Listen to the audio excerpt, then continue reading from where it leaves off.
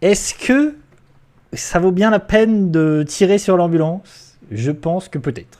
Tirons une dernière fois sur l'ambulance. Disons-le, Borderlands, c'est nul. Comme promis, en fait j'ai envie de dire comme promis, c'est absolument nul à chier. Mais, en fait, il est arrivé à un niveau, le film, où moi je suis sorti.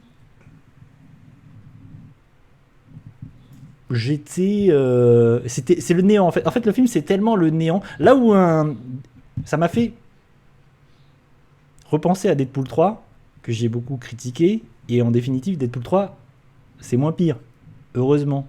Mais Deadpool 3 il a créé chez moi des émotions, c'est ça qui s'est passé. J'étais un peu énervé, j'étais un peu grognon quand je suis sorti de Deadpool 3. Mais au moins il m'a créé des émotions. Borderlands, rien. Encéphalogramme plat, même pas il a. En plus j'ai pas joué au jeu. Donc il a rien créé chez moi de particulier si ce n'est. Et c'est ça le pire en fait. Je pense. Le pire pour une œuvre, c'est de ne rien susciter du tout. Alors que si ça vous suscite quelque chose de négatif, au moins c'est quelque chose. Ça vous a suscité de l'émotion. Ou une émotion positive. Mais l'œuvre, elle est là pour vous susciter quelque chose, pour vous amener de l'émotion, pour vous faire vivre quelque chose. Là, vraiment, c'est le zéro, le néant, le rien du tout. Je suis sorti de la salle, je pense, je l'ai oublié 5 minutes après le film. Ça fait partie de ces films où vous les oubliez, mais illico. Et vous n'y repensez plus.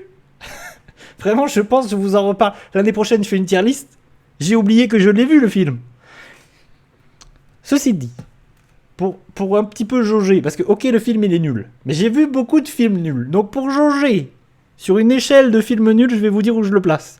C'est-à-dire sur une échelle, parce que cette année j'ai vu Madame Web quand même. Sur une échelle de Madame Web, attention, A, je mets Madame Web un peu en haut, en disant c'est pas bien.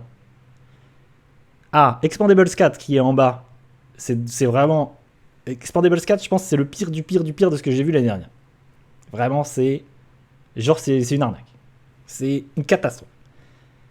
Borderlands, je le mets au-dessus. Je le mets au-dessus d'Expandables parce que au moins, c'est moins pire. Par contre, je le mets en dessous de Madame Web. Je trouve que Madame Web, au moins, il a pour lui d'être un peu rigolo. Parce que Madame Web, c'est de la merde. Qu'on soit bien d'accord. C'est vraiment pas bien. Mais au moins... Le film, il est amusant. Vraiment, il y a des trucs dans Madame Web qui sont assez fantastiques. Voilà où il est. C'est-à-dire qu'il est vraiment dans un truc de... Il est sur une échelle de nullité. Il est quand même bien placé. Il est quand même pas mal. Il y a un truc que j'ai envie de dire. C'est que dans le film, je l'ai noté, il y a Jessica Nigri dans Borderlands. Qui est Jessica Nigri? C'est une cosplayeuse connue sur internet pour être une cosplayeuse sexy. Et ce que je me suis dit en fait, c'est ok, ils ont fait appel à elle parce qu'elle est cosplayeuse, machin, elle a sûrement beaucoup cosplayé Borderlands. J'ai regardé d'ailleurs, ses cosplays sont hyper impressionnants, sont très beaux.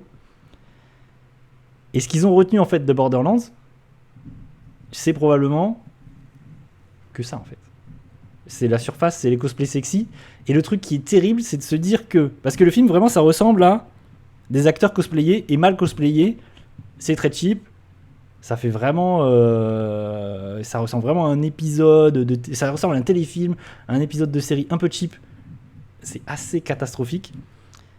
Et en fait, quand j'ai vu Jessica Nigri... En plus, elle est dans le fond. Elle est là, elle a pas de ligne de dialogue, elle est vraiment là en tant que rien du tout en fait, elle est juste là pour dire oh regardez il y a Jessica Nigri. En fait, elle est moins bien cosplayée dans le film que ses propres cosplays à elle. C'est quand même assez terrifiant. C'est là où tu te dis bon bah le film en fait il fait zéro effort quoi. Zéro, nada, que dalle, rien du tout. Voilà, qu'est-ce que vous voulez que je vous dise de plus? C'est un film de Eli Roth, et Eli Roth, qu'est-ce que c'est? Déjà, Eli Roth, il faut le replacer, c'est quand même le mec qui, à la base, est un réalisateur d'horreur, donc c'est Hostel, c'est aussi Cabin Fever. Et je pense, en fait, je le mets, Eli Roth, au même niveau, je parle beaucoup de Robert Rodriguez, souvent, parce que je le déteste, et je le mets au même niveau que Robert Rodriguez. C'est vraiment deux tâcherons. Et ces deux tâcherons qui ont un point commun des potes avec Tarantino. Et je pense qu'ils sont là aujourd'hui parce qu'ils sont potes avec Tarantino. Et sûrement qu'ils sont très sympas. Mais alors, je pense que c'est juste des yes man, incapables de quoi que ce soit au niveau de la mise en scène ou ce que vous voulez. Moi, aujourd'hui, je vois Eli Roth, je vois Robert Rodriguez à l'affiche, plus jamais j'y vais. Vraiment, je trouve ces deux tâcherons, ces deux infâmes personnages, deux yes man des enfers, vraiment, ils en ont rien à battre, rien à foutre. Ils prennent le chèque et c'est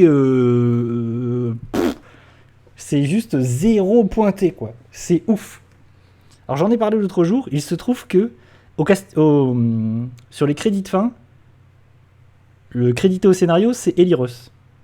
Et j'ai vu beaucoup d'articles qui disaient qu'à la base, il y avait un scénario développé, scénarisé. Je vais mettre quand même la bande-annonce. Je vais mettre quand même la petite bande-annonce. Soyons quand même un peu pour se rendre compte quand même. Pour se rendre compte de la cata du truc. Paf. Hop, faisons ça, faisons ci.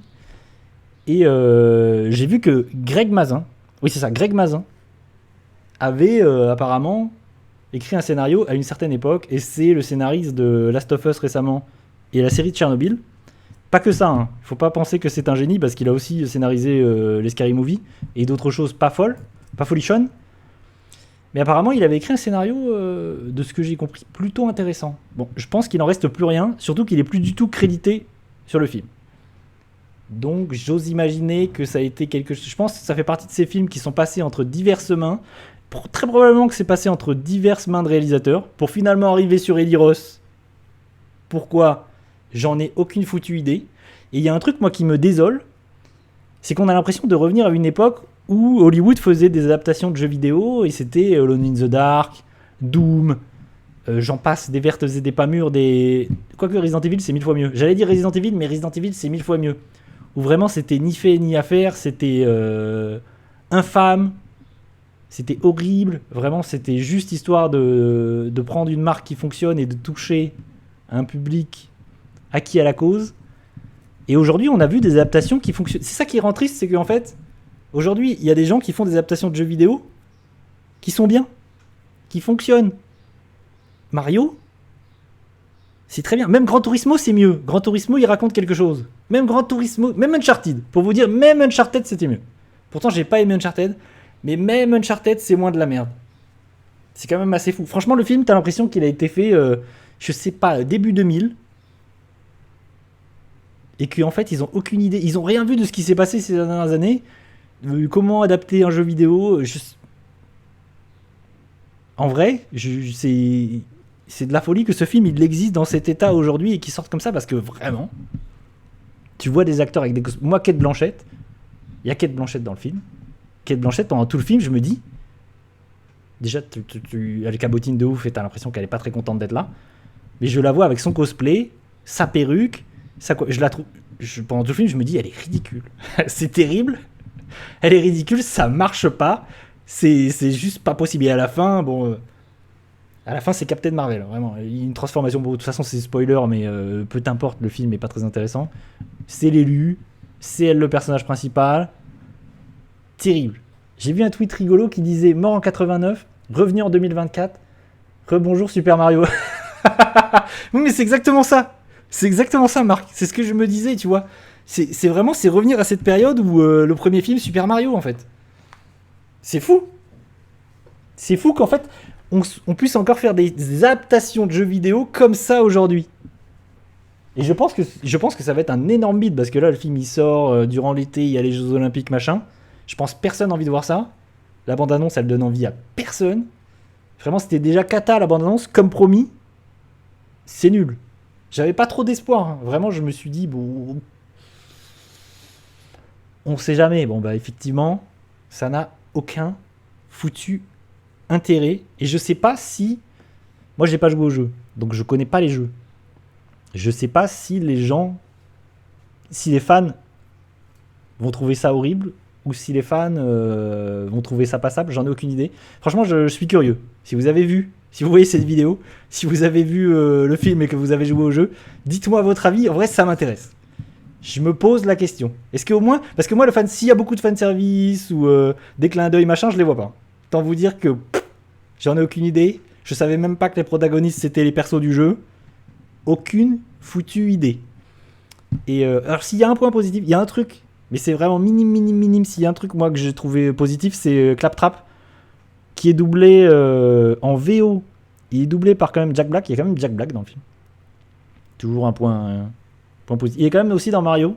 Donc les adaptations de jeux vidéo, il est là. Et parce que c'est Bowser.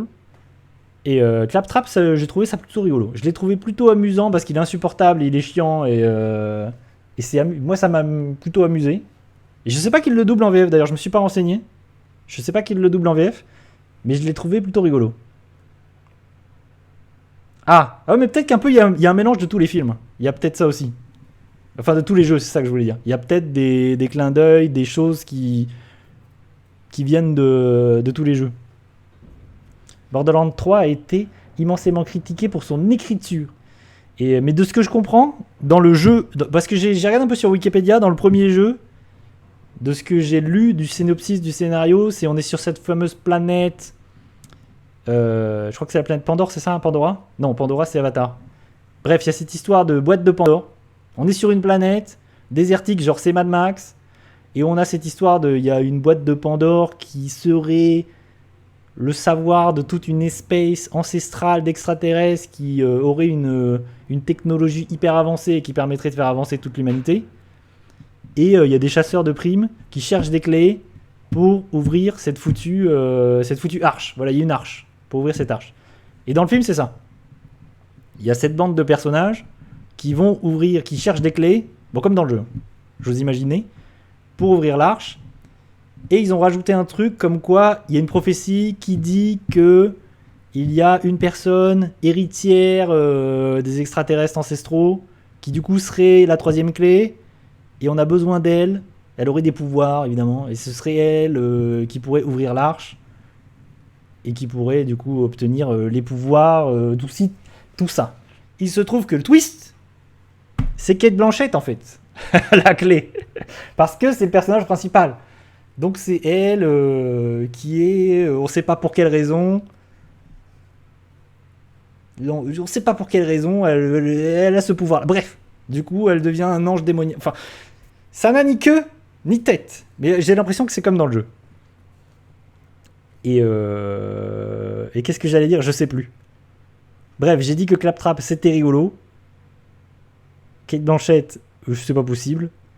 Il y a qui d'autre ? Il y a Kevin Hart, il y a Jamie Lee Curtis. Jamie Lee Curtis, je suis content qu'elle soit là parce que moi je l'aime bien. Mais c'est pareil, elle a rien. En fait, le problème, c'est que moi j'aime bien Cate Blanchett, j'aime bien Jamie Lee Curtis, mais ils ont rien à jouer. Franchement, c'est triste parce que les dialogues sont tous nuls. Enfin, c'est écrit avec les pieds.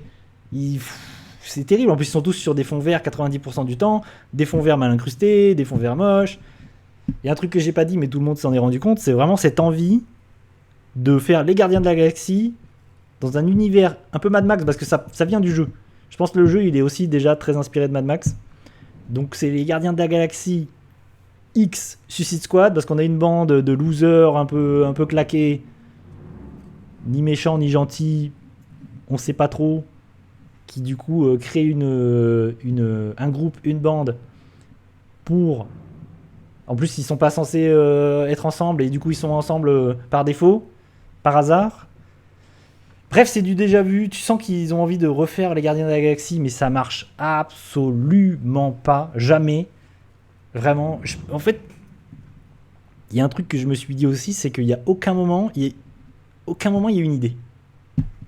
À aucun moment, il y a un truc qui m'est resté.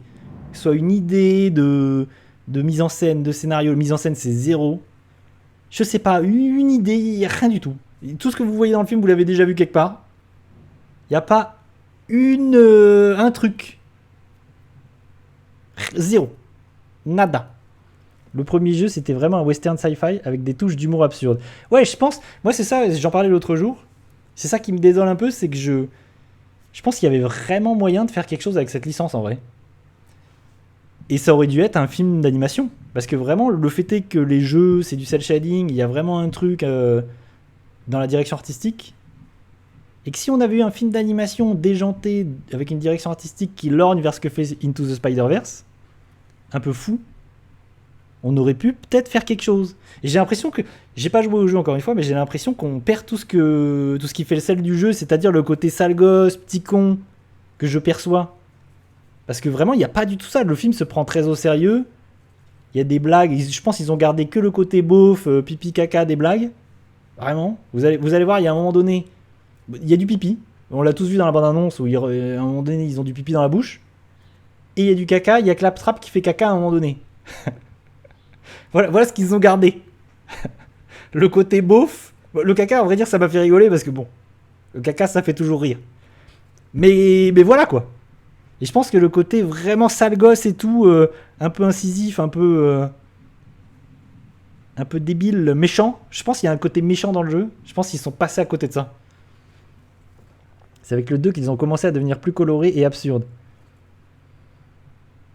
Ouais, ça c'est hyper gênant. En plus, la bande-annonce, je l'ai vu plein de fois.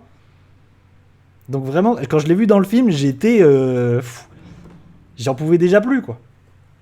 Donc voilà, il n'y a rien qui va dans le film. Ah, attends, il y a un truc que je voulais dire, c'est parce que je me suis fait une réflexion. C'est que, en fait, ce film, il existe en mieux, il est sorti récemment, c'est le film Donjons et Dragons. Si vous voulez voir un film comme ça d'équipe, de bande, qui se mettent ensemble, mais c'est le hasard, c'est du coup, tu as l'impression que c'est des gens qui vont pas aller ensemble, et pourtant ils vont faire équipe, nanani, dans un univers comme ça, avec de la fantasy machin. Donjons et Dragons. Donjons et Dragons, c'était vachement bien, et le film s'est planté, et c'est 1000 fois mieux. Du coup, ma conclusion, c'est regarder Donjons et Dragons. Donjons et Dragons, c'était bien. S'il y a un film qui a réussi à faire ça récemment, cette idée de bande et d'adaptation et de films un peu fantastiques et adaptation de jeux vidéo, mais c'est pas forcément de base un jeu vidéo, Donjons et Dragons, je ne peux que conseiller Donjons et Dragons, qui est plutôt une réussite. Voilà, en ce qui concerne Borderlands,